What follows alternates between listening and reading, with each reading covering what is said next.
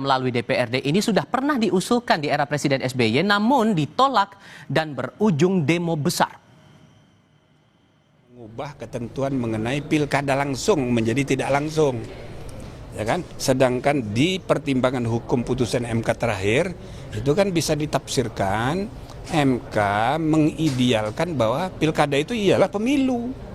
Harus pemilu langsung. Nah, misalnya ada upaya untuk membuat mengevaluasi sistem pilkada, misalnya supaya gubernur, bupati, wali kota itu tidak dipilih langsung, kembali ke masa lalu.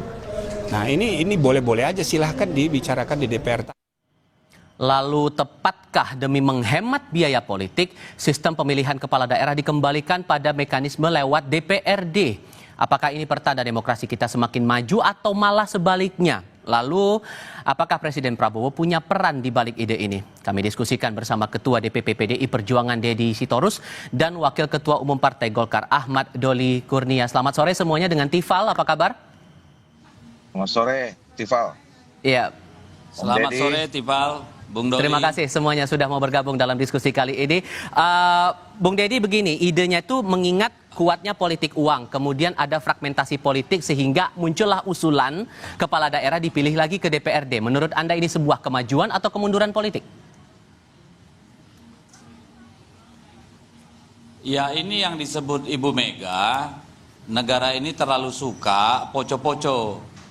Maju satu langkah, mundur dua langkah. Jadi bagi saya ini adalah kemunduran peradaban demokrasi. Kenapa? Satu, pemilihan secara langsung itu terlepas dari putusan MK, tetapi kita sama-sama tahu bahwa itu adalah produk dari yang namanya reformasi sebagai koreksi terhadap sistem pemilu pemilihan kepala daerah melalui DPRD yang kita alami selama era Orde Baru. Ya, itu satu. Yang kedua, kalau alasannya adalah soal biaya yang besar, ada banyak cara untuk mengurangi atau mengefisiensikan biaya dalam proses pemilu kada. Kan begitu, misalnya dengan e-voting atau penggunaan sistem seperti yang di India misalnya yang penduduknya 1,5 miliar itu bisa pilkada tidak berbiaya mahal. Dan kalau alasannya adalah soal biaya, saya kira yang namanya legitimasi pemimpin suatu daerah, proses pemilu adalah hal yang logis mengeluarkan biaya. Dan biaya itu kan biaya publik kembali kepada masyarakat. Kan gitu nih. Lalu yang kedua, kalau soal politik uang tidak menjadi solusi. Karena apa? Saya bisa pastikan kalau dipilih oleh DPRD, politik uang itu juga akan gila-gilaan, tapi terkonsentrasi pada elit. Elit di DPRD, pimpinan partai di bawah hingga tingkat pusat. Kalau ini bicara tentang buruknya sistem money politik dalam pemilu, maka mari kita lihat, itu adalah sebuah proses. Amerika pun dulu politik bansos, politik uang itu ada di awal-awal sistem pemilu. Tapi seiring dengan proses peradaban yang lebih baik, akhirnya itu menghilang. Dan Bang Deddy, kalau mau mengatasi money politik, tentu apa? Instrumen penegakan hukum, pengawasan yang harus diperkuat. Nah, bukan saya kasih kesempatan ke pemilihan Bang Doli. DPRD. Saya kasih kesempatan ke Bang Doli kalau begitu. Tidak beralasan karena masih ada mekanisme lain untuk bisa menekan politik uang itu. Jadi sesungguhnya Bang Doli, ini betul-betul murni dari ide teman-teman Golkar atau jangan-jangan ada Pak Prabowo juga yang mengidekan itu, mengingat saat HUT Golkar di Bogor waktu itu juga menyampaikan hal yang sama juga. Nah, ini kan sebetulnya belum ada keputusan apa-apa, ya. Malah saya senang ya bahwa sekarang ini terjadi dialektika di antara kita semua. Itu yang saya katakan kemarin. Ini kan sudah ada 3 ketua partai politik ya yang bicara tentang soal bagaimana kita mengevaluasi, kemudian mengkoreksi sistem kita, sistem politik kita, termasuk sistem kepemiluan kita yang ada di dalamnya itu baik pileg, pilpres maupun pilkada. Ya, yang kita rindukan selama ini harus dibuka sebetulnya pembahasan ini secara terbuka, terutama oleh pembuat undang-undang, DPR dan pemerintah. Gitu. Tapi oke lah. Dan sekarang kan menjadi sesuatu yang kita diskusikan secara baik. Nah, opsi-opsinya banyak. Ya, kalau misalnya ditanya Golkar, kita belum memutuskan apakah kita kembali ke DPRD, ya. Cuman kita harus berangkat dulu. Saya kira apa tadi yang disampaikan oleh Bu Dedi itu kan ekses-ekses pelaksanaan demokrasi kita yang harus kita selalu inginkan untuk ditutupi, ya. Harus kita koreksi, harus kita selesaikan. Misalnya tadi soal biaya. Concern saya bukan soal biaya tentang pelaksanaannya, ya. Kalau penyelenggaraannya saya kira itu tanggung jawab kita semua, konsekuensi kita sebagai negara yang memilih sistem politiknya, sistem demokrasi. Tetapi isu tentang biaya politik itu lebih pada praktik moral hazard pemilu, ya, ekses-ekses pelaksanaan di mana budaya pragmatisme kita ini semakin lama semakin tumbuh berkembang subur gitu di masyarakat kita. Ini yang harus kita cari. Apakah kemudian dengan ekses itu bukankah itulah yang membuat kita jadi makin dewasa dalam berpolitik, berdemokrasi, Bang Doli? Masa orang suka duit dengan cara memilih itu bukan tema dewasa dong. Itu kan malah merusak kita. Orang memilih bukan kerja objektivitas, tapi kena kita dibayar dengan sesuatu, diiming-iming sesuatu kan nggak jadi objektif. Itu malah tambah kekanak-kanakan gitu loh. Nah itu yang mau kita perangi. Nah pertanyaannya memang apakah kemudian ketika kita sepakati kembali ke tidak langsung itu selesai? Ya belum tentu juga gitu loh. Nah makanya kalau kami ini sekarang kalau dalam posisi Golkar itu sedang mengkaji. Makanya dalam kajian itu ada dua opsi. Pertama adalah pemilihan gubernur, atau gini, pertama adalah semuanya kembali ke DPRD. Tentu dengan ada pengaturan di mana penerjemahan sistem pemilihan secara demokratis yang tercantum dalam Undang-Undang 45 itu harus tetap diikuti, ya, misalnya dalam proses rekrutmennya, pencalonannya, perlibatan segala macam itu. Tapi yang udah pasti kami mendukung pemilihan gubernur itu di DPRD saja. Karena dia kan kepanjangan tangan dari pemerintah pusat. Sementara heavy kita di Indonesia ini kan daerah otonom itu ada di kabupaten kota. Tapi jadi dari dua opsi itu ada peran Pak Prabowo juga nggak yang memberikan ide, Bang Doli? Kok kemudian kenapa ya ditarik di ini kan kita bicara tentang soal sikap masing-masing atau kajian dalam partai politik, ya. Saya tidak tahu apakah ada komunikasi langsung khusus terkait itu dengan Pak Prabowo dengan ketua partai politik yang lain termasuk ketua partai Golkar.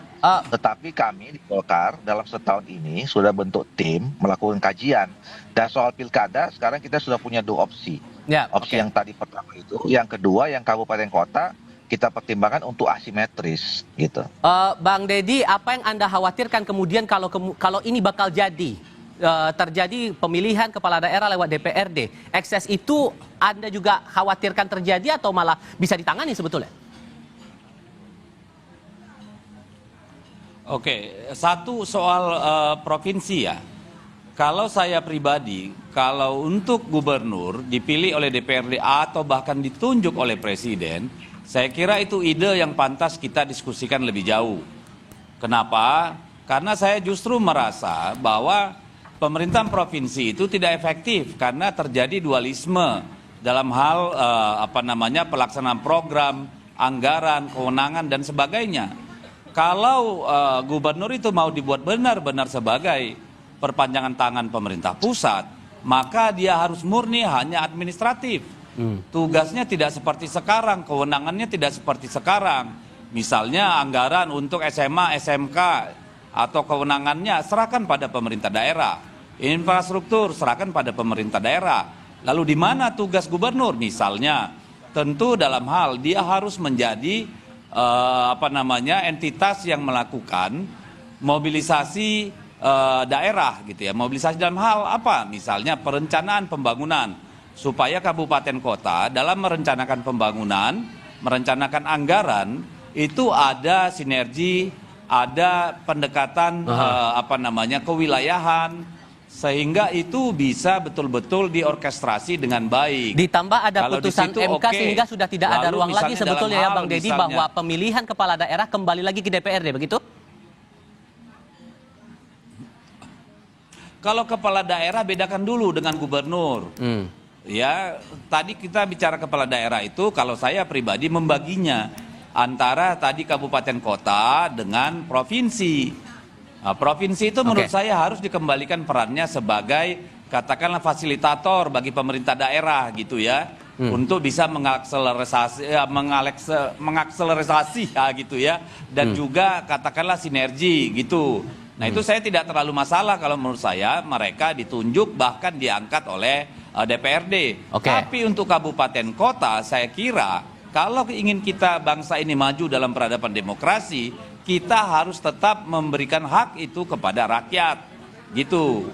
Sehingga nanti di DPR, karena mengingat PDI Perjuangan sendirian nih di luar pemerintahan, gimana cara nge-counter itu? Kalau menurut saya, jika dipaksakan oleh DPR dan pemerintah bahwa bupati wali kota dipilih oleh DPRD bukan oleh rakyat, maka mereka akan berhadapan dengan rakyat. Kita lihat bagaimana kemarin soal putusan MA dengan revisi Undang-Undang Pilkada yang dilakukan oleh DPR dalam kurang dari 24 jam itu. Bagaimana perlawanan rakyat. Jadi kita di PD Perjuangan tidak takut kalau sendirian saja berbeda sikap. Karena kami percaya rakyat masih menginginkan pemilihan langsung untuk kepala daerah, kabupaten dan kota. Bang Doli, di koalisi sendiri gimana cara, apakah semuanya setuju anggota partai koalisi pemerintahan untuk mendorong ini bisa gol gitu? Itu yang seperti saya katakan tadi, sampai sekarang kita belum punya kesimpulan siapa yang akan kemudian pilihan mana, konsep mana gitu. Itu kan dari masing-masing partai politik kan sedang melakukan kajian semua. Itu ya. Jadi kayak kami juga belum putuskan mau DPRD apa. Malah tadi saya katakan kami sudah punya 2 opsi ya. Masih punya 2 opsi yang terus kemudian kami dalami. Jadi tapi menurut saya kira ini harus terus ya dibicarakan sehingga kita memang betul-betul bisa menangkap aspirasi yang sesungguhnya ya dari masyarakat kita seperti apa gitu. Bang Ahmad Doli Kurnia, kemudian Bang Deddy Sitorus, terima kasih sudah berdiskusi bersama kami. Selamat sore semuanya. Selamat sore. Selamat. Dan saudara, informasi lainnya di Kompas Petang akan kami sajikan selepas jeda. Di antaranya seorang warga negara Jepang tewas setelah mobilnya tertimpa muatan tanah truk tronton yang terguling di eksit tol Karawang Barat, Jawa Barat.